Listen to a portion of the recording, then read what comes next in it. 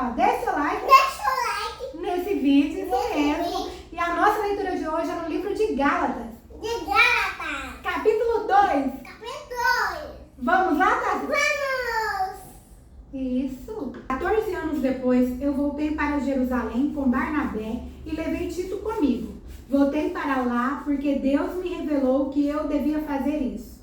Ali, numa reunião particular com os líderes da igreja, eu expliquei a eles a verdade do evangelho que anuncia aos não-judeus. Eu não queria que o trabalho que tinha feito e estava fazendo fosse um trabalho perdido. Tito estava comigo, mas ele não foi obrigado a circuncidar-se, embora ele não seja judeu. Porém, alguns tinham se juntado ao nosso grupo, fazendo de conta que eram irmãos na fé e queriam circuncidar. Eram homens que tinham entrado para o grupo como espiões a fim de espiar a liberdade que temos por estarmos unidos com Cristo Jesus e para nos tornar escravos de novo. Mas em nenhum momento nós cedemos, pois queríamos que vocês tivessem o verdadeiro evangelho. E aqueles que pareciam ser os líderes da igreja, digo isso porque, para mim, não importa o que eles eram, pois Deus não julga pela aparência. Aqueles líderes, repito, não me deram nenhuma ideia nova. Pelo contrário, eles viram que Deus me tinha dado a responsabilidade de anunciar o evangelho aos não-judeus, assim como tinha dado a Pedro a responsabilidade de anunciá-lo aos judeus. Pois pelo poder de Deus fui feito apóstolo para anunciar o evangelho aos não-judeus, assim como Pedro foi feito apóstolo para anunciar o evangelho aos judeus. Por isso, Tiago, Pedro e João, que eram considerados líderes da igreja, reconheceram que Deus me tinha dado essa tarefa especial. E como sinal de que éramos todos companheiros, eles deram a mim e a Barnabé um aperto de mãos. E todos nós combinamos que eu e Barnabé iríamos trabalhar entre os não-judeus e eles entre os judeus. Eles nos pediram só uma coisa, que lembrássemos dos pobres das igrejas deles.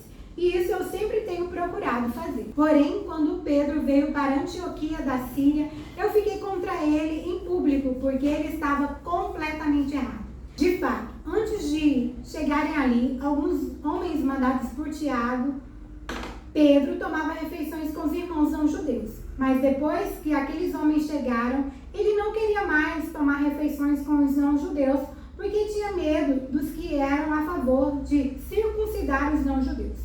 E também os outros irmãos judeus começaram a agir como hipócritas, do mesmo modo que Pedro. E até Barnabé se deixou levar pela hipocrisia deles.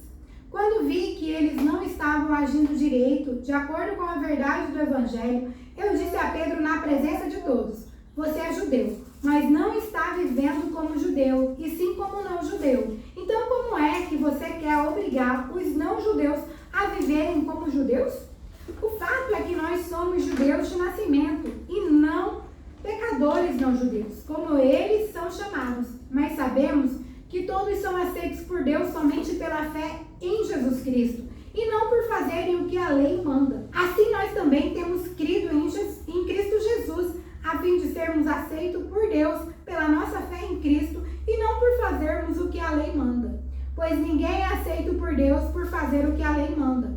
Ao procurarmos ser aceito por Deus, por estarmos unidos com Cristo, fica claro que somos pecadores como os não-judeus. Mas será que isso quer dizer que Cristo trabalha em favor do pecado? Claro que não. Se eu, depois de ter destruído a lei, começar a construí-la de novo como um meio de ser aceito por Deus, aí sim, fica claro que eu havia quebrado a lei.